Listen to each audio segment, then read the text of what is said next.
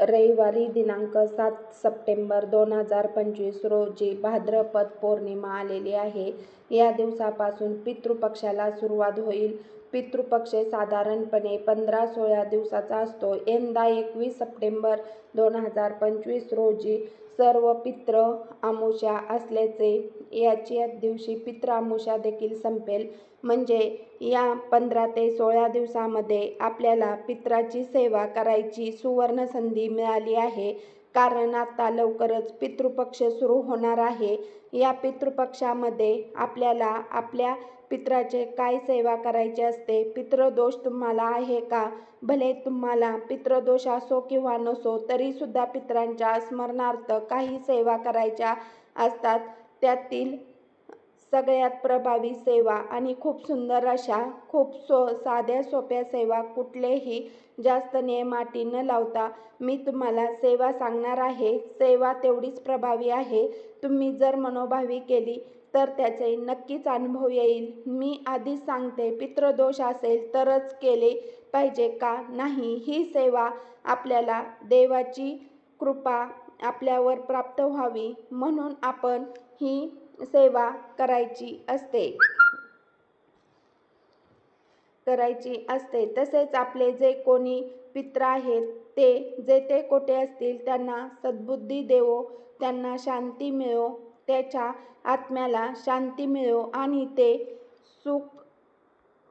सुखात नांदो, सुखात राहो म्हणून त्यांच्यासाठी ही सेवा करायची असते. या ज्या काही तुम्हाला मी सेवा यांच्यानंतर सांगणार आहे तर ती सेवा पैसा, संपत्ती, ऐश आराम किंवा घरदार, गाडी, बंगले यांच्यासाठी नाही आहे. माझे पितृलोकात गेलेले माझे जे कोण दैवगत व्यक्ती आहेत त्यांना सुख मिळावे, त्यांना शांती मिळो, त्यांना समाधान मिळो, त्यांच्या आत्म्याला शांती मिळो, त्यांना सद्गती लाभो आणि त्यांचा आत्मा जर कोठे भरकटत असेल तर त्यांच्या आत्म्याला शांती मिळो, ही सेवा त्यासाठी आहे. कारण तुम्ही जर त्यांच्या आत्म्याला शांती मिळावी म्हणून तुम्ही जर सेवा केली तर नक्कीच तुमचा पितृदोष कमी होईल आणि तुमच्या पण मनोकामना आपोआप पूर्ण होतील. आणि तुम्ही त्यांच्यासाठी सेवा केली तर नक्कीच ते तुम्हाला भरभरून आशीर्वाद देतील. तर पितरांच्या सेवेमध्ये सगळ्यात प्रभावी सेवा येते ती भागवत ग्रंथातील आहे.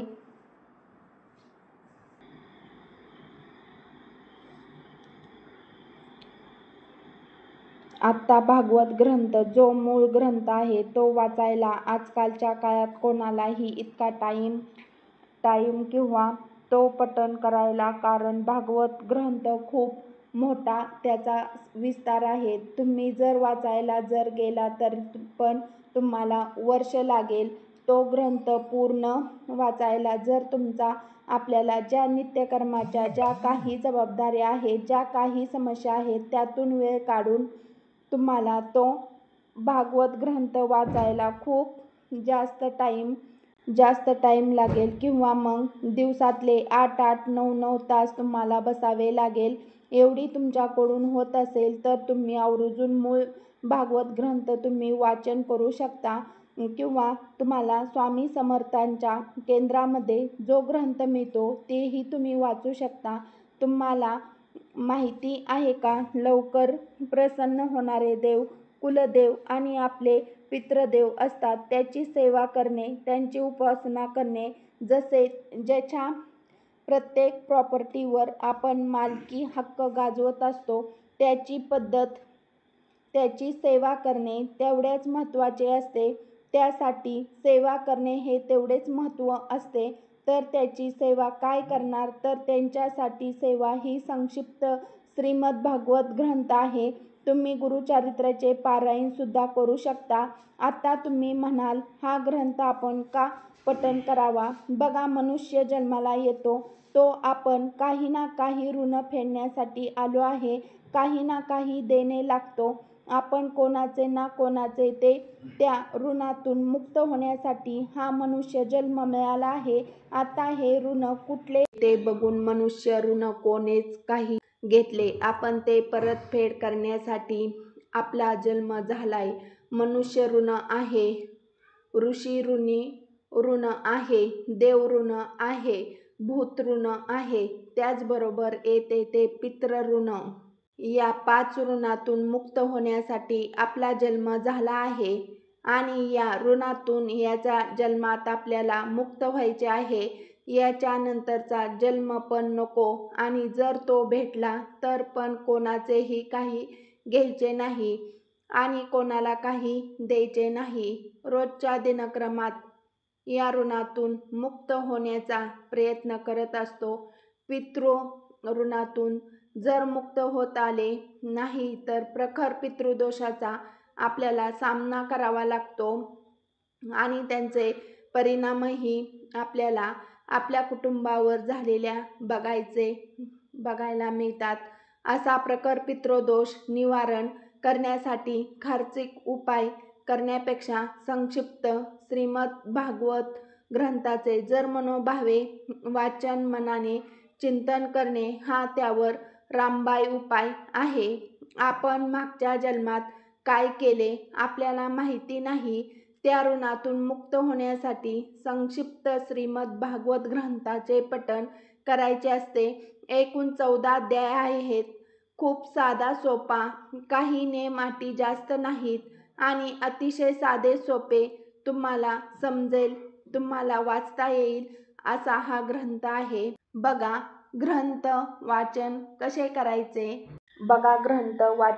करायचे. सगळ्यात आधी स्वामी स्तवन म्हणायचे असते.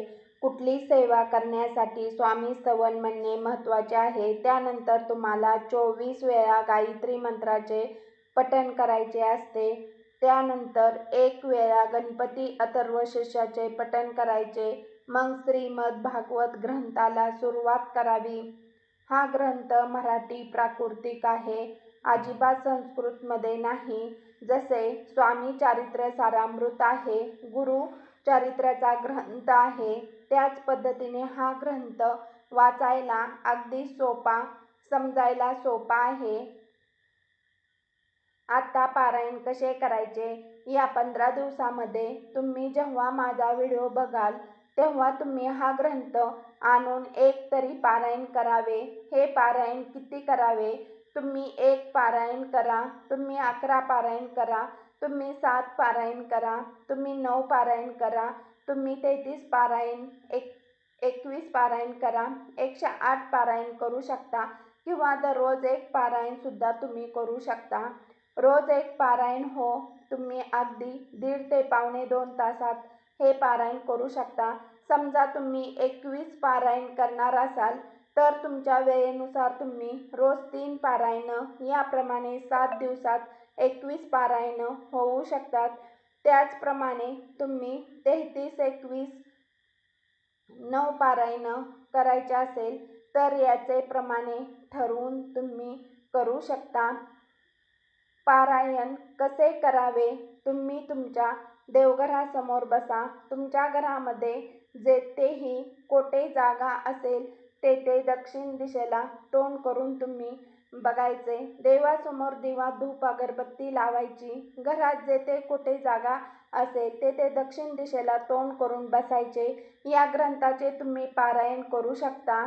अवघड काहीच नाही की पूजा मांडणी करायची गरज नाही आणि देवासमोरच कुठे जागा असेल तेथे ही पुस्तके एका कपड्यामध्ये झाकून ठेवा. त्या पुस्तकाला देखील पूजा झाल्यानंतर खडी साखरेचा प्रसाद ठेवा.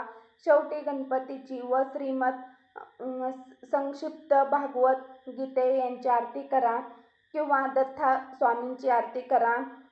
बघा जर तुम्हाला प्रखर पितृदोष असेल, कितीही 3 पिढ्याचा काय पण 7 पिढ्याचा सुद्धा पितृदोष संक्षिप्त श्रीमद भागवत ग्रंथाचे पठण केल्याने कमी होतो. तुम्हाला माहेरचा असो, सासरचा असो किंवा नसो, तुम्ही जर संक्षिप्त श्रीमद भागवत ग्रंथाचे पठण केले तर प्रखर पितृ कमी होईल एवढा प्रभावी ग्रंथ आहे. आता त्रिपिंड श्राद्ध आहे, पिंडदान आहे. गुरु माऊली नेहमी म्हणत असतात की श्राद्ध पक्षामध्ये तुम्ही नारायण नागबली त्रिपिंड श्राद्ध पिंडदान कुठल्याही जो धार्मिक विधी आहे तो तुम्हाला करायचा नाही, कारण 15 दिवसामध्ये देवपितरांना पृथ्वीवर पाठवत असतो आपल्याला भरभरून आशीर्वाद देण्यासाठी. आता या वेळेस समजा जर एखादी तुमचे जे कोणी दिवंगत व्यक्ती गेलेली आहे तो तुमच्या घरी पितृपक्षात आलेले आहेत आणि तुम्ही त्याचे श्राद्ध घालताय किंवा तुम्ही नारायण नागबली करताय, हे चुकीचे आहे असे गुरुमाऊलींनी सांगितले आहे. ज्याला पाळायचे त्यांनी पाळावे, कारण बरेच प्रश्न असतात की आम्ही नारायण नागबली करू शकतो का, आम्ही त्रिपिंडी श्राद्ध करू शकतो का. तर गुरुमाऊली म्हणतात की या श्राद्ध पक्षामध्ये करायचे नाही. आता तुम्हाला ऐकायचे, तुम्हाला पाळायची ही तुमची इच्छा, कारण काही ठिकाणी पिंडीदान किंवा त्रिपिंड श्राद्ध, नारायण नागबली हे श्राद्ध पक्षाचे केले जाते. म्हणून तुम्हाला जे योग्य वाटते ते तुम्ही करा, बाकी ते तुम्ही ठरवा असो. पण संपूर्ण श्राद्ध पक्षामध्ये अगदी तुम्ही एक अध्याय जर पठण केला, रोज एक अध्याय, आणि तुम्ही या श्राद्ध पक्षामध्ये एक पारायण जरी केले तरी चालेल. पण ज्यांना प्रखर पितृदोष असेल त्यांनी जास्तीत जास्त पारायण करावे. रोज एक पारायण केले तरी चालेल किंवा रोज एक अध्याय वाचला तरी चालेल. आता नियम काय आहे ते तुम्हाला सांगते. मांसाहार वर्ज्य. तुम्ही संकल्पयुक्त जर तुम्ही पारायण करणार असेल तर तुम्हाला ब्रह्मचर्याचे पालन करावे लागेल. संकल्पयुक्त म्हणजे मी इतकी पारायण करेल किंवा एवढे 9 असो किंवा 14 असो तेवढी पारायण करेल, तर तुम्हाला ब्रह्मचर्याचे पालन करायचे आहे. घरात मांसाहार खातात त्यांना खाऊन तुम्हाला कडकडीत बंद करावा लागेल. जर तुम्ही संक्षिप्त श्रीमद भगवत ग्रंथाचे पठण करत असाल घरात, तर मला नाही वाटत घरातल्यांनी सुद्धा मांसाहार खाल्ला पाहिजे. पण त्यांना काय करायचे करून द्या.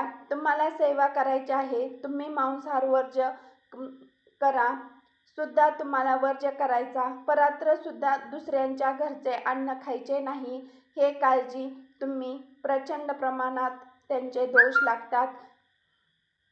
बघा, या पारायणात फक्त 3 गोष्टीचा नियम पाळायचे आहेत. एक ब्रह्मचर्याचे पाळायचे, दुसरा म्हणजे परात्र अन्न घेऊ नका, तिसरे म्हणजे वाचन करत असताना काळे कपडे वगैरे जे आहेत ते घालायचे नाही, कारण ते शुभ मानले जात नाहीत म्हणून. आणि बाकी कांदा लसूण खायचा, हे करायचे का, तर तुम्ही जर बघा नाही खाल्ले तरी सोन्याहून पिवळे खूप चांगले आहे. जर तुम्ही कांदा लसूण तेवढे दिवस वर्ज्य केले तर. पण असा काही नियम नाही की तुम्ही कांदा लसूण वगैरे खायचा नाही. आपण गुरुचरित्राला कसं म्हणतो की कांदा लसूण वगैरे खायचा नाही, यांच्यामध्ये असे काही नाही. तुम्ही कांदा लसूण खाऊ शकता.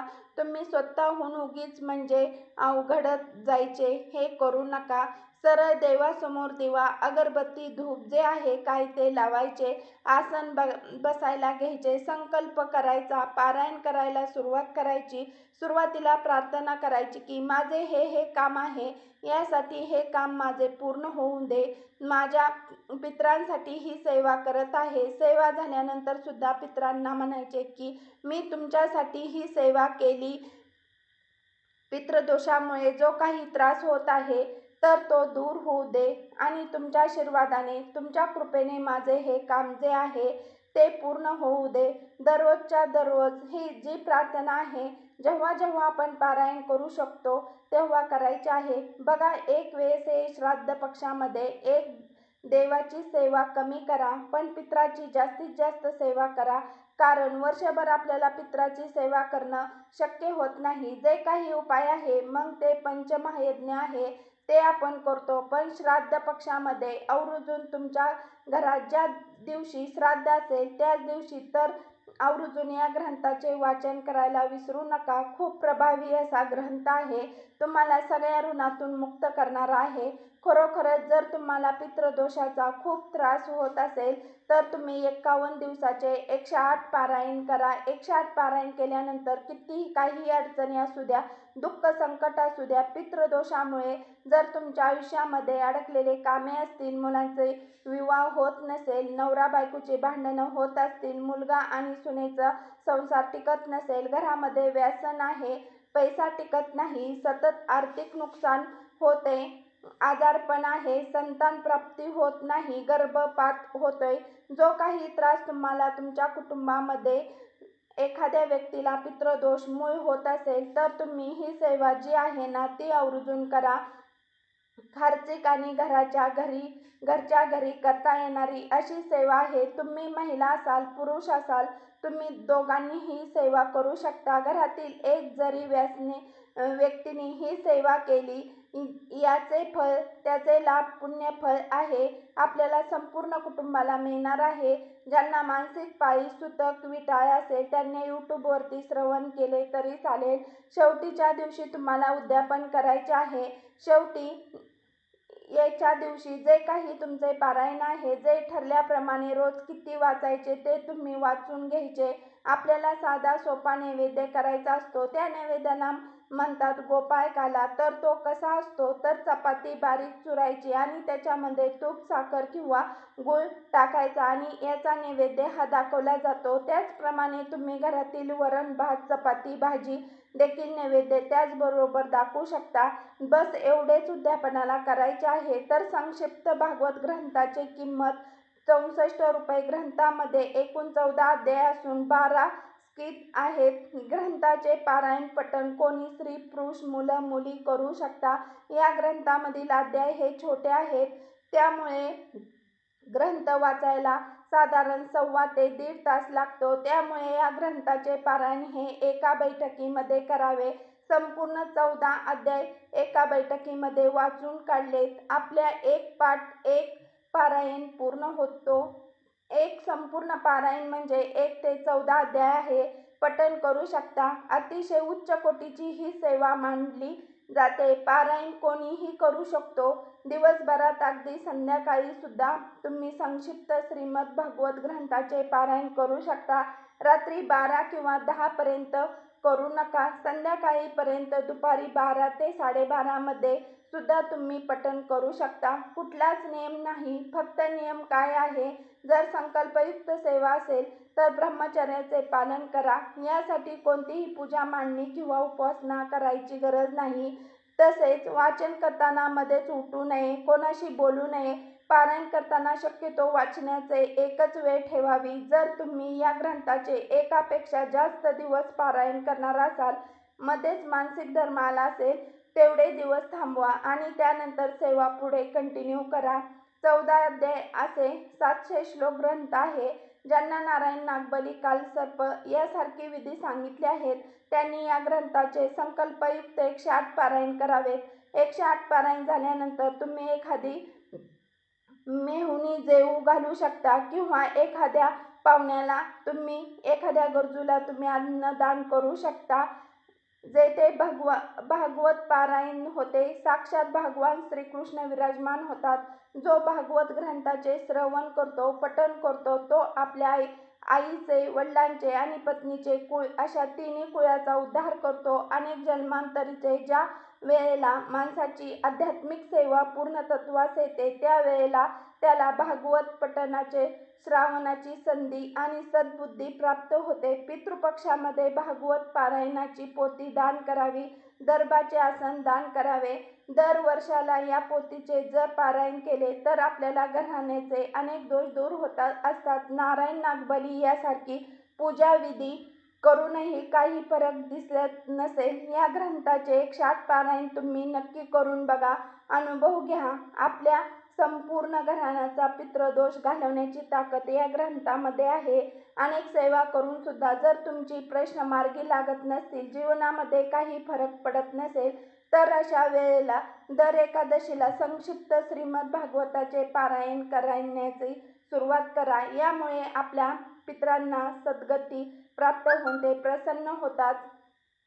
होतील, त्यांचा आशीर्वाद आपल्याला लाभेल. यामुळे आपल्याला आपल्या अडचणीमधून मार्ग मिळेल. तर आजच्या व्हिडिओमध्ये आपण संक्षिप्त श्रीमद भागवत हा ग्रंथ काय आहे, याचे महत्त्व काय आहे आणि या ग्रंथाचे पारायण कसे केले जाते याविषयी माहिती घेतली. तर कसा वाटला आजचा व्हिडिओ हे मला कमेंट करून नक्की सांगा. तुमचे काही शंका असतील तर तुम्ही मला कमेंट सेक्शनमध्ये विचारू शकता. व्हिडिओला नक्की लाईक करा, शेअर करा, चॅनलला सबस्क्राईब नक्की करा. व्हिडिओ शेवटपर्यंत पाहिल्याबद्दल मनापासून धन्यवाद.